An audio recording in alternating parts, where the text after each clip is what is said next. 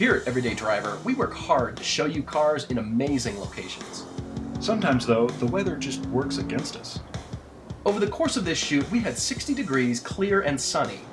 And 30 degrees with snow. And the car had summer high-performance tires. So the result is probably the slickest, dirtiest Corvette review you'll ever see.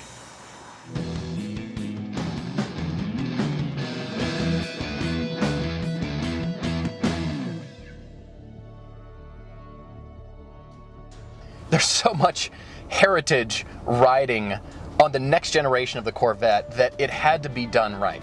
Everybody is polarized about this car. I wasn't convinced at first. This car has a lot of presence, and once you see it in person, it becomes striking. Very aggressive styling. It almost looks like it's made out of origami in some places. I mean, there are a ton of very sharp creases throughout this entire car. There are 9 different styling creases on the hood. But follow these lines around the car. There's beautiful sculpting and surface transitions on this car. And that takes us to the rear taillights. At first, I was kind of thinking, uh-oh, they didn't put the traditional round lights in the back. The story goes that when Chevy was designing the revised retro Camaro, they were told to make the Camaro taillights look like the C6 Corvette. Well, now it looks like somebody told the person styling the Corvette to make the taillights look like the chopped versions off of the retro Camaro. I don't think it's a bad thing to go away from the all-circular taillights. I mean, this is such a new redesign of the car, why not take the lights with it? Everybody that still wants those round taillights is stuck in the past, and that's not where this car is going. The more I look at this car, the more I'm impressed by it. The only thing I really don't like is this chrome strip in the front fascia. It makes this car look like it's wearing a retainer.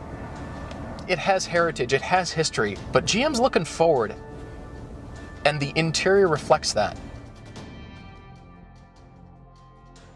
Of course, one of the most common critiques of the Corvette has always been the interior. And amazingly, Chevy has really listened here. The interior has to be new and good, but it's got to be intuitive, and it just needs to work and be well screwed together. If you look at this shape that starts down at the door and goes over the top of the instrument panel and all the way over to the passenger side, this smacks a little bit of R8, and that's perfectly okay with me. Audi does some of the best interiors, and stylistically, this is a cockpit. Overall, the materials in here are remarkably improved. One of the only places that seems to reference the plastic of old is the piece around the nav screen and that frames the gauges. That actually is still one big piece of Chevy plastic, but otherwise, there's of course a touchscreen menu with good navigation and integration with your phone, and all the stuff you've come to expect is also in this interior. Pretty much anything you'd like to see, this center gauge will show you, and the heads-up display duplicates almost all of it. May I just say, finally, the seats are good. They did well. They paid attention to a lot of criticisms. The amount of features that are on this car. There's no longer an excuse here. This is absolutely a $50,000 to $60,000 car interior.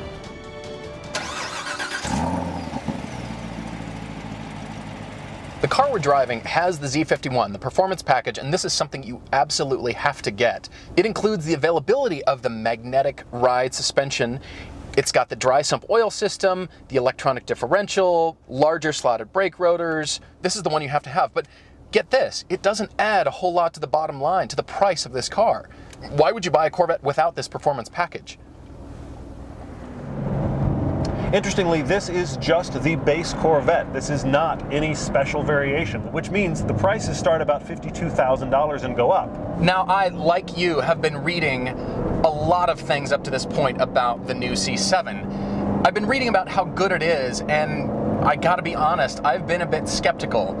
We have driven a lot of variations of the C6. The only one we did a review of for the show was the ZR1, but this is an all-new Corvette. For example, this is a carbon fiber roof, a carbon fiber hood. They've used some of the carbon fiber prowess that they gained making the ZR1 in making the C7. It's not that the C7 is so much lighter than the prior C6 generation. It's how it manages that weight. As a matter of fact, when I turn in, I'm still expecting that heavy front corner weight to just kind of reveal itself, and it never has on this car. From the first time I got in it, it's felt lighter and smaller than any prior Corvette I've ever driven. The performance of the C6 was always impressive, but it continued to feel like a large car. The C7 somehow doesn't. Anytime I throw this car through corners, I'm amazed at how small and light it feels. It is hundreds of pounds lighter than both the ZL1 Camaro and the GT500. And it's similar in weight to the current 911. Now the C7 has a variable ratio power steering, and at first it felt too light, but this car grips so hard through the corners, I cannot believe it. You throw it in and expect it to come loose, and it doesn't. Now, granted, some of that is the really intelligent traction control system. You certainly can turn the systems off and get it as loose as you'd like.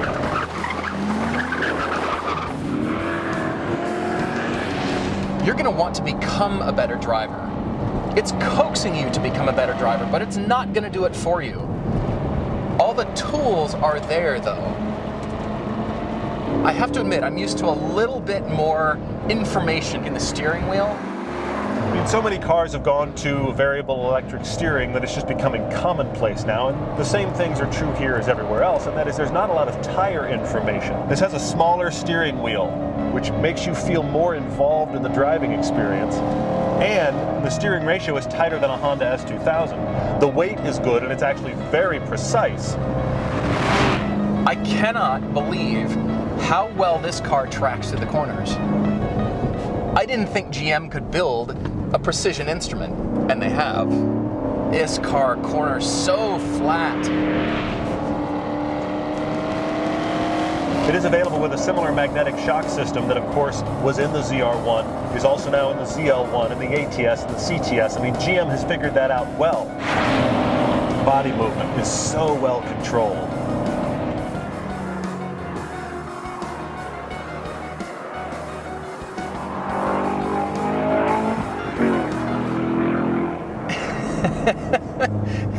I'm having fun already.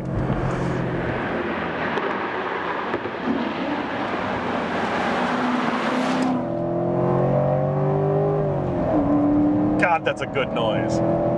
And then there's the engine. If there was ever an argument that you cannot drive a stat sheet, it is the C7 Corvette. On paper, it doesn't look like it makes that much power, but this thing is fast. Think about this. The ZL1 Camaro has 100 more horsepower than this. The GT500 has 200 more horsepower than this. But when you drive it, it's as fast as those. It's every bit as fast as the 911, but the horsepower number doesn't seem that grand. This car puts its power down so well, it feels like it's got far more than it does. This 7-speed transmission feels so well matched into the power that this makes. And this 7-speed gearbox can allow you to go 80 miles an hour in 4th at about 3,500. Or you can go 80 miles an hour in 7th at 1,600. The engine's barely turning over. Now this C7 also has something called rev match.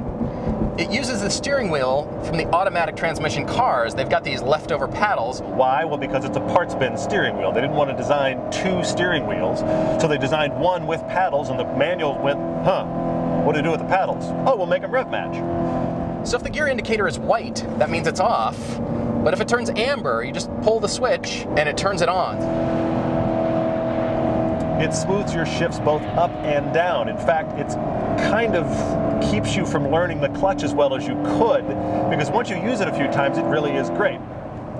I love to heel toe, but it's really hard to argue with what a good job this system does, especially if you were on a track. Yeah, it's gonna make you lazy. Here's the thing, the pedals are already so well placed. You need to start learning yourself. You need to do it yourself.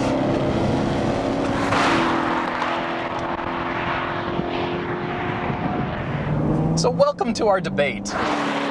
Before the press car even showed up, we've been talking about Corvette's signature thing. It's just a whole lot of performance for your money. The GT500 Mustang, the ZL1 Camaro, the Cayman S, and the Porsche 911. All these cars, the base price is more than the Corvette. And with the GTR now be well over 100 grand if you buy a new one of those. Even the Viper is now a $100,000 automobile. The Corvette's kind of left in a class by itself. All of its competition is left. I can no longer tell you in good faith to go buy a 911 because they're now 100 grand. They're brilliant and I love them, but after driving this, the only thing I can liken that to are the intangibles. You're just a Porsche guy like me and you just want the Porsche, but I don't think anybody buying a 911 is really tempted by the Corvette and vice versa. I mean, they really are different car buyers. Now, the 911 still feels more refined than this, but again, it's almost twice as expensive. Think of it this way. The 911 is like an Olympic decathlete. It does everything really, really well.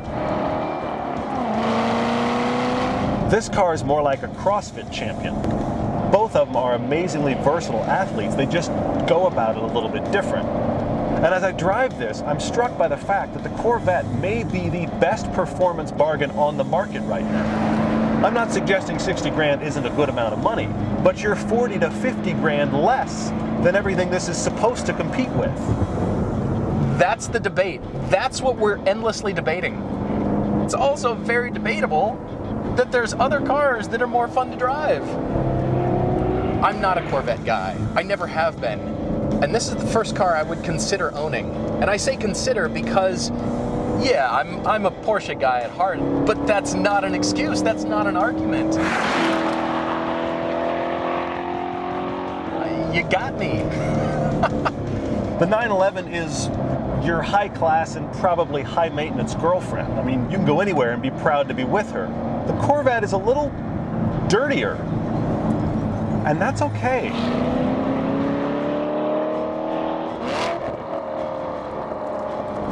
You want something with more power? Great, you're gonna pay more for it. You want something better handling? Sure, you're gonna pay more. Why would you do that when you can get such a brilliant car? The gauntlet has been thrown, and I cannot tell you why you shouldn't buy a Corvette. I'm not really a Corvette guy. I like them. I've never lusted after them. That changes with the C7. What you get for this price, everything they've given you on this car, I can't believe it, but I really want one.